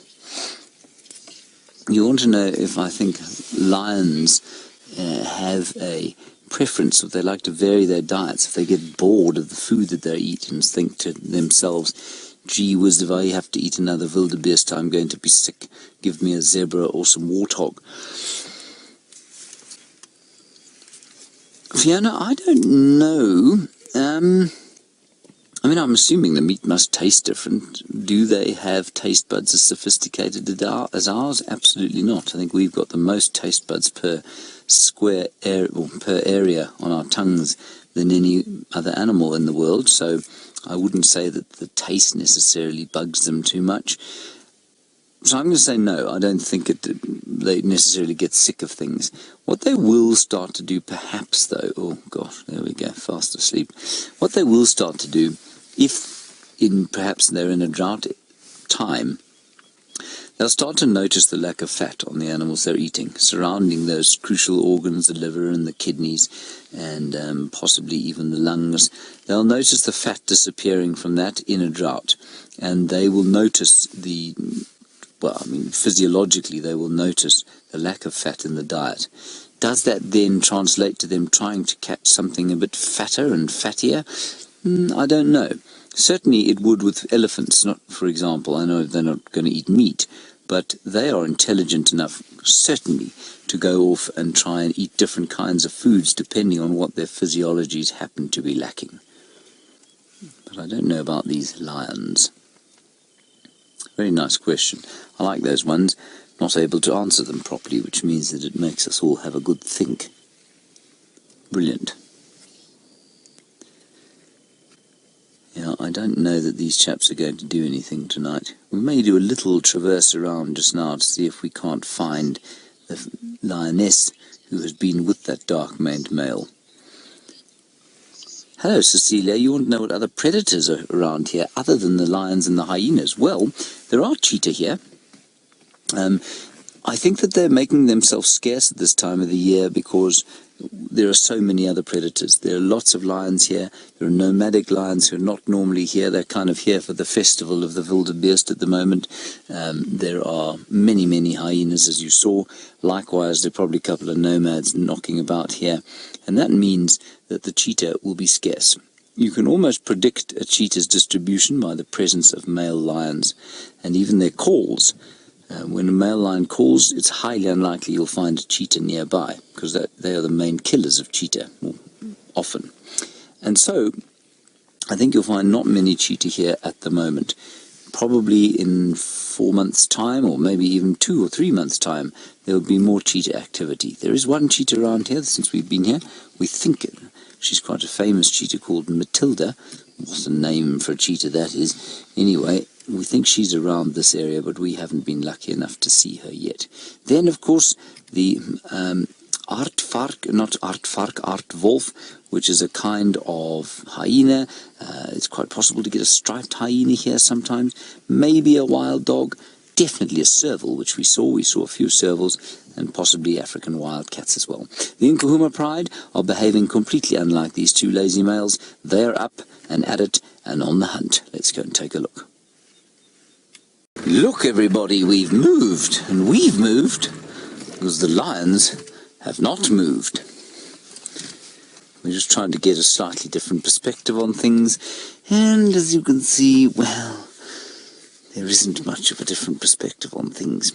Let's have one look at the FLIR camera, at least the thermal imaging camera, and we'll show you the lion first, and then we'll scan slowly from side to side and see if we can't see some prey coming this way. One of them did lift its head briefly. There's the other one, lying very sleeplessly, at least sleepfully. And otherwise, these clearings seem remarkably free of life, which is strange. There's the beginnings of the Olololo escarpment. There's a big herd of probably wildebeest or zebra or buffalo up there. Clearly nothing these lions are too concerned about. And I think the reason everything is not hunting right now is that so much food came into this area today. We woke up this morning, looked down over the escarpment, down onto the ground, onto the valley floor here, and there were wildebeest massing by the tens of thousands. Anyway, I think one or two of them got whacked during the day, devoured or eaten, or even last night perhaps. And they are no longer feeling the need to eat. We haven't seen these lions hungry. They've been basically fat for the last 5 days, almost a week. There they are. And just so deeply, perfectly content. And of course they are making hay while the sun shines, which of course all animals should do, including ourselves. The reason they're doing that, well, there's lots of food here now. It won't be here forever. I'm very interested to see that the Nkuhumas are on the hunt. It would be so wonderful to get them on the hunt and actually killing again. We have had them once or twice on the hunt, of course, but it's not that easy to following them. Ellen, you're in Arkansas. You say, how far from the river are these lions? And it's a very good question, and you're justifying it by saying, surely it would make sense for them to hang around at the crossing points. I think some of those lions do. Certainly the one that we saw killing today. We saw a lion killing a young wildebeest as it came out of the river today. Yes, they seem to lurk about in the areas around where the crossings happen. I think it's a bit of a stretch to suggest that they have actually learned precisely where all the wildebeest cross, because then I do think, Ellen, that there would be lions around those crossings all the time, and those crossings would then not be crossings anymore, because much like with the crocodiles, I think the wildebeest would work it out. That they, well, no, except that's actually rubbish I'm talking now. I don't think the wildebeest would work it out. They seem to cross regardless with the crocs. But I think if there were lions on the ground, they'd probably learn to avoid the area eventually. Anyway, I do think it's a good question, though, and I wonder, I mean, certainly in South Africa, we know that, well, anywhere where there is water holes as opposed to rivers, we know that lions concentrate around those water holes, because they know that their prey have to come and drink. But I think there's just so much going on over here. There's so much to eat away from the rivers that there's no real point for the lions to go knocking about and lurking on the riverbeds all the time. So that's what I think's going on. I'm just going to describe what I can smell. Much like the lion, I'm tilting my nose to the air. I can smell smoke in the air, interestingly. I wonder if there isn't a fire somewhere not too close to here, or not too far from here. I can't smell the zebra, though. I will tell you that one of the roads we drove yesterday, though, had a very distinctive smell of very fresh wildebeest dung. Taylor has managed to re-find the mobile lions of Djuma. Let's go and take a look. The lion has moved his tail very slightly to the right-hand side. There, oh, look at that, a back leg is moving. Good. Excellent. Nothing else has happened. I'm very, very pleased that you've had the Ninkapumas there on the hunt, but of course it is quite thick in there. And so I hope that Jamie and Taylor managed to relocate the male, because of course he will then look fairly, well, it'll be a good opportunity for you to compare him with these two here. But really, they are beyond flat cat at this stage. Anyway, we're going to sit with them for a bit longer and let's see what they do. Let's have a quick recap. We're coming to you from the Mara Triangle, completely live. My name is James Hendry. Jeandre is on camera. And also in the vehicle, I've forgotten to introduce you during the course of the day. Mrs. Wallington is sitting in the back. Mr. Wallington operating the thermal imaging camera behind, and in the front seat here we have Daniel, an Askari from the Olulolo Gate, and he is just keeping a watch on us, keeping us safe, and it's a great privilege to have him with us. We are in the Mara Triangle doing two things. We're trying to tell the story of the lions here and also the story of the migration. And we've had an astounding day today. We saw 3 crossings, one with just wildebeest, thousands of them streaming across the plains, at least across the river. And then the last one, the very last one to come out of the water, being smacked by a lioness. She took him down, pinned him against a termite mound, and snuffed the life out of him eventually. The first thing she did, though, and this was a little difficult to watch, was that she suffocated him.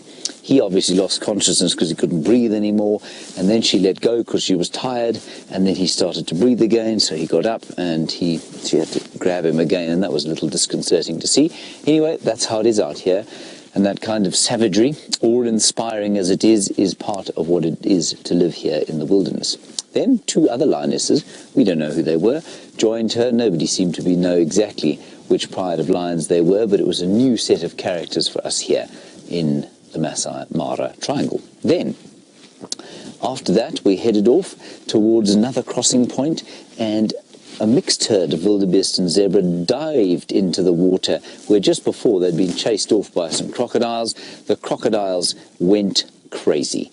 Huge 15-foot reptilian dinosaurs of the deep went leaping around, and they caught, I think, 3 or 4 of the wildebeest there. I don't think they managed to get a zebra, did they, Jeandre? I think they just managed to get a couple, 4 or 5 wildebeest. Then they kind of floated off down the river, and I thought to myself I'd made a mistake, because we were asked the other day, where is it best to be, front, middle or back of the herd? And I thought, well, I'd want to be in the middle. Turns out that's not the case. Lions aren't moving, are they? No. I thought I heard something. I thought I heard a pussycat. It turns out the back of the herd is the best place to be, and that is because the lions... Oh no, sorry, it's Daniel moving around here that I keep hearing. That's because the crocodiles, once they've got their prey, they float off down the river, and then they ignore everyone else coming across, so that was a good place to be. Then we went to check on another crossing to see if anything was going on there. We had a rather amusing scene of one lonely wildebeest facing off. He was sort of lying down on the banks of the river, looking at about 15 crocodiles who were staring up at him, and I thought it was quite an amusing scene. And then we thought we'd take one more look at the main river crossing, where, for me, one of the highlights of the day, probably not the highlight, but one of, Thompson's gazelles coming into the water and swimming across. Now, Thompson's gazelle is a tiny thing. They're probably only, what did we decide? We decided they're between 25 and 30 kilograms. That's between sort of just over 50 pounds and between 50 and 65 pounds only. So they're tiny. They leapt into the water. They prevaricated for a while, as all the animals do, leapt into the water, and the crocodiles immediately gave chase. They shot into the water like reptilian speedboats, swishing their tails from side to side, and when they caught up with 2 or 3 of the Thompson's gazelles, they just grabbed them in one bite, pulled them under the water, and that was the last we see of them. There wasn't any of the kicking or fighting that the wildebeest managed to do. When those crocs came up to the Thompsons, they grabbed them, didn't matter from which side, front on, side on, back on, didn't matter, they dragged them under the water and they were gone. And the highlight of that little sighting was a tiny Thompson's gazelle. Couldn't have been bigger than that. It managed to swim its way across unscathed, climb nimbly up the bank, seemed to find the rest of the herd, and off it went safely. How many times it's going to have to cross that river, and how many times it's going to do that, play that roulette without losing its life, well, no one knows. But it's an amazing thing to see. Then we went off to try and find the Kitretembo pride. They, very ill-manneredly, killed a wildebeest while we were watching the crossing. They are fat and very asleep, as are these 2 male lions now. Shall we have another look at them, Jeandre, rather than my mug?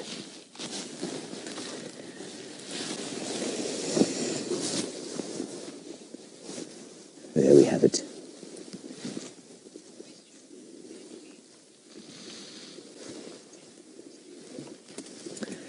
Hello, Angie. You're wondering if there's any animal that might terrorize a crocodile. Angie, no, not really, I think the thing that terrorizes a crocodile most is another crocodile. I have seen footage of leopards giving crocodiles a go, and we all know that the jaguars eat the caimans sometimes in the Amazon. but very little. I mean, very seldom. Sometimes lions will give crocodiles a bit of a hard time, but I don't think anything terrifies them. Once they're in the water there, very little will have a go at them. I think maybe the main terrorizer of crocodiles, come to think of it, is the other water dweller, the other large water dweller, and that is the hippopotamus. I think crocs are nervous of hippos, they avoid them, they don't like to go towards them too much, and certainly we've seen times where hippopotamus have rescued animals being devoured by crocodiles. They've rescued them away from the crocs, and we had an amazing, I mean today, while the crocs were sort of creating their mayhem, snapping hither and yon with their great big jaws, pulling wildebeest under the water and pulling zebra under the water. Interestingly, one of the big hippo bulls from the pod that lives quite around about the main crossing point came up and sort of got in the way of the migration.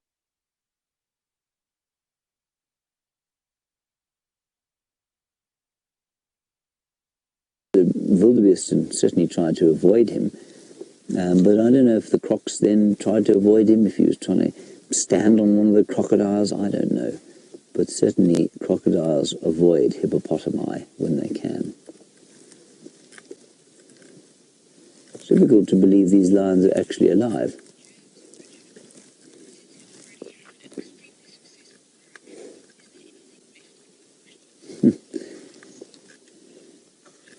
James Richard, very appropriate question. You say, since we've already achieved everything we set out to here in the Mara, is there anything we want to see before we leave? Anything on the wish list? Yes, there is. That's why we're sitting here with 2 male lions. We're rather hoping to see a male lion get off his lazy cat bottom and go hunting. We'd really like to see a male lion do something other than lie about the place. There's just so much food around, though, that I don't think these things are going to move for love nor money tonight, unless a zebra happens to stand on them, or a warthog happens by on his way home from the pub, or perhaps a wildebeest herd decides that they're not going to follow the normal path and heads up onto these grasslands. Otherwise, I think these male lions are going to sleep soundly. It's a warm evening.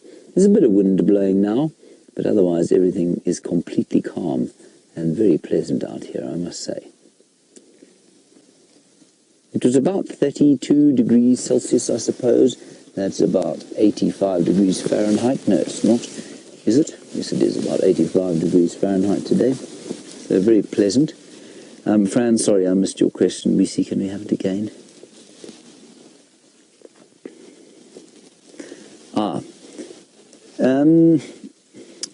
It's interesting that, Fran, you say, will these males be more tolerant of the nomads coming into the area than perhaps the Birminghams would, because there's so much more food around? Fran, you know, I think they probably would. I mean, there are nomads around. We've seen them. We've seen these guys in the same vicinity as the nomads. So, well, what we think are nomads. So, yeah, I think there probably would be. And I think it's probably precisely because there's so much food around, there's just not much threat. I think were those nomads to go towards their pride, if they happen to be around the prides, or if they happen to roar the nomads or start marking territory, I think the tolerance would be infinitely less than it is now.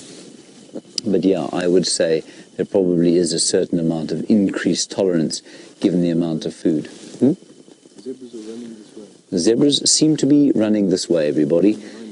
Chief Thermal Camera Operator G. Wallington says the zebras are massing this way. There they are.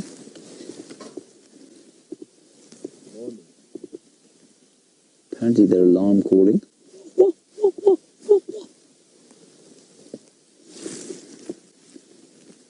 Oh, they're heading this way. Oh, what's happened there? Oh dear. We seem to have had some sort of power cut. Never mind. The flare's back up. Louise is saying, is there a 4th blob there? I'm looking at it now, Louise. There does seem to be some running, though. They're running hither and thither. They're running hither and thither. There's the sort of semi-missing ear, I think. They are running hither and thither. Let's go back to the thermal camera, Jeandre. You don't mind? But now they do seem to be running straight towards us. There they are.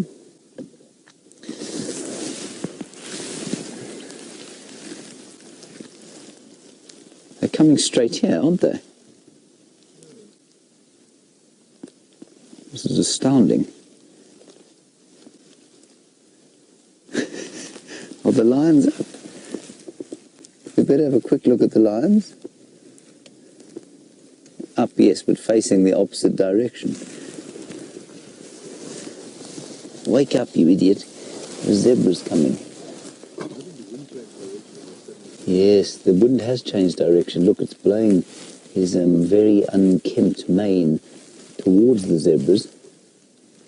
They're now moving off. I'll just keep you posted. They're moving off to the right of us. What number are they at, Graham? They're at about 7:30 to us now, so moving past the back of the car. He's sort of looking in their direction. They're going to lose his scent now. But something's up with him. That ear is mangled. Looks like he's been playing in the front row of a rugby scrum for many years.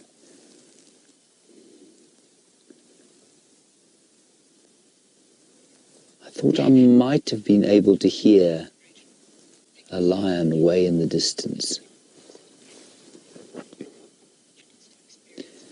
Rachel, you say thank you so much for allowing people who cannot visit Africa the chance to experience it. Rachel, that's why we do what we do. And it's an absolute joy to bring it to you. It's not a trial. It hardly feels like work most of the time. And so really, it's not for us to, or for you to thank us. It's for us to thank you for watching, and especially for taking the time to send us your comments. So thank you very much for that, Rachel. Without you, we wouldn't have a show, would we? And so thank you for watching. And I'm so glad that you're enjoying being in Africa with us. The zebras are now going away again. They're now at 9 o'clock. So in relation to the lion, the lion's basically at 11 o'clock from us, and the zebras are at 9 o'clock. So he's actually looking at them.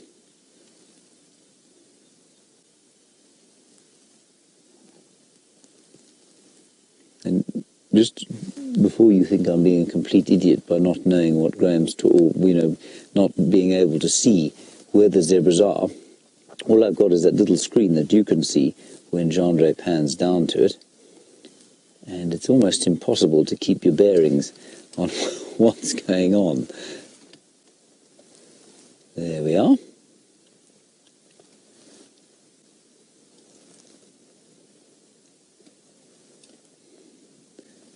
There we are, panning off to where they are. They're walking past these chaps, but they're probably how far? It's quite difficult to judge distance.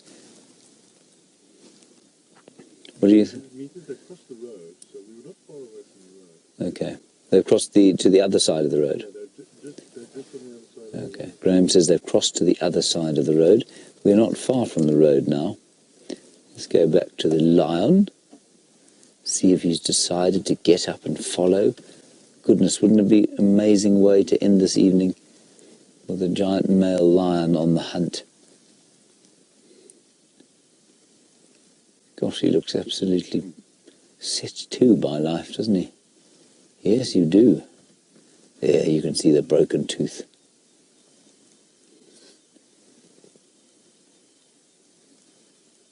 There, he can see them now. Or he can certainly smell them.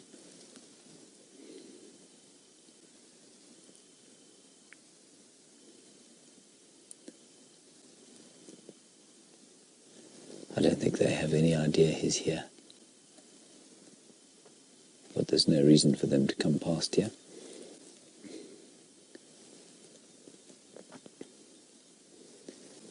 So they're moving kind of on a trajectory that I think that's going to take them away from him.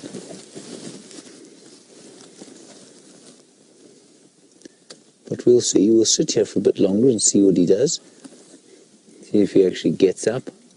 or if he just falls asleep again.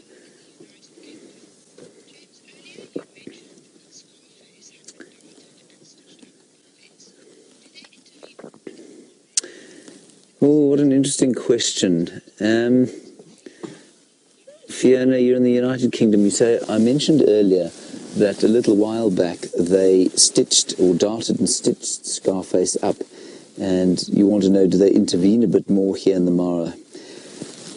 I think you'll find there are two reasons for that. Apparently they stitched up his eye, which had become quite badly injured. But as far as I understand, that's not the first time that he's had the attentions of the vet.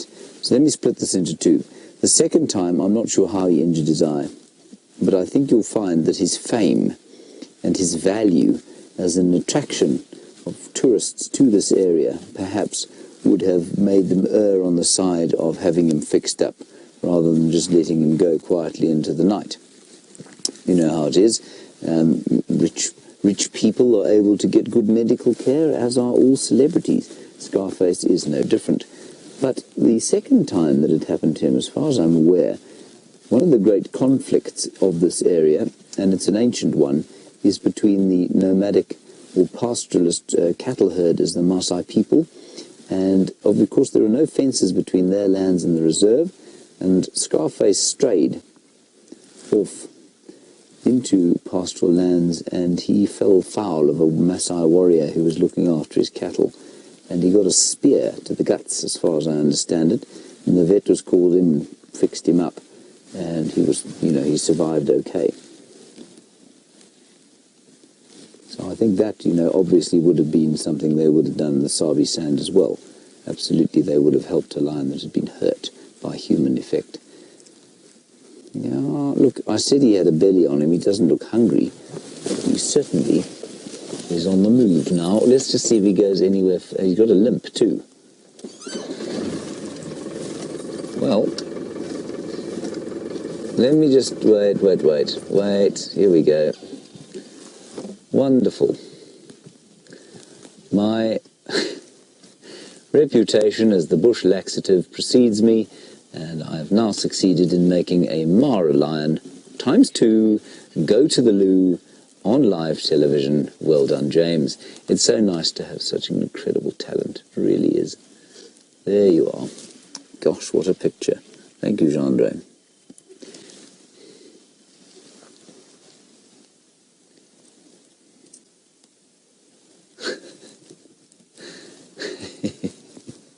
It is amazing how that happens. I have to barely look at an animal before it will do precisely what this one just has. See if he actually moves now, or goes fast asleep, or starts perhaps to roar. He's looking after those zebra, His mate, however, what's he doing, Jeandre? The other one's head is up too.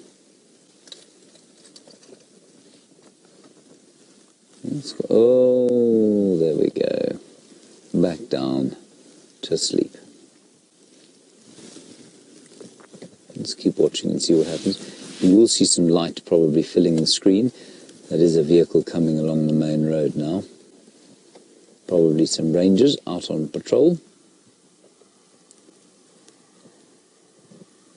Doing roughly Mach 3. No, that's not fair. They're not actually going too fast at all.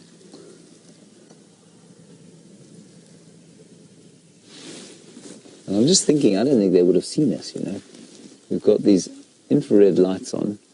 Their beams didn't hit us at all, so I don't think they would have seen us at all. He's gone back to sleep.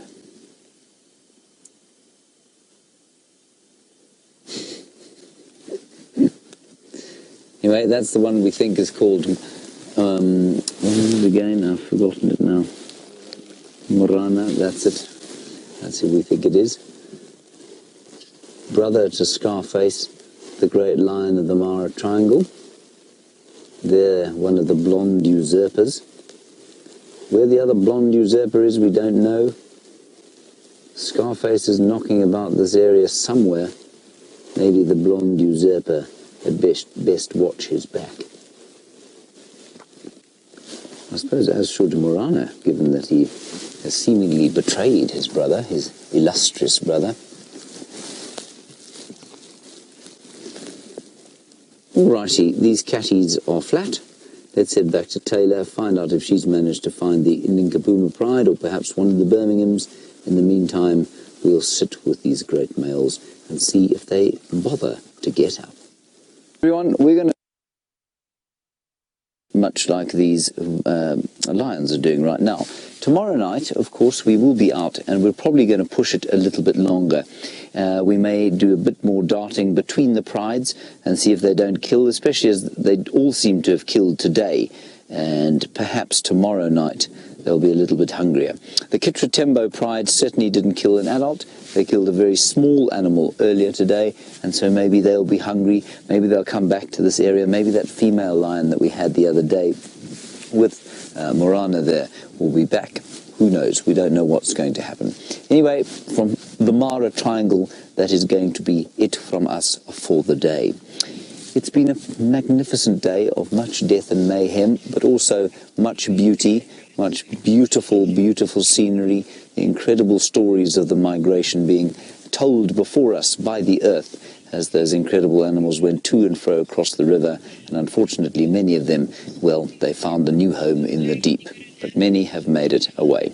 Anyway, that's going to be it from us. Thank you very much for watching. A big thanks to Jeandre and Graham and Emily in the back, to Daniel down here, and of course to the whole crew there in the Sabi Sands. We will see you tomorrow at, 4 o'clock East African time, 3 o'clock Central African time, and we'll push it, hopefully, with a lion kill live. Bye-bye.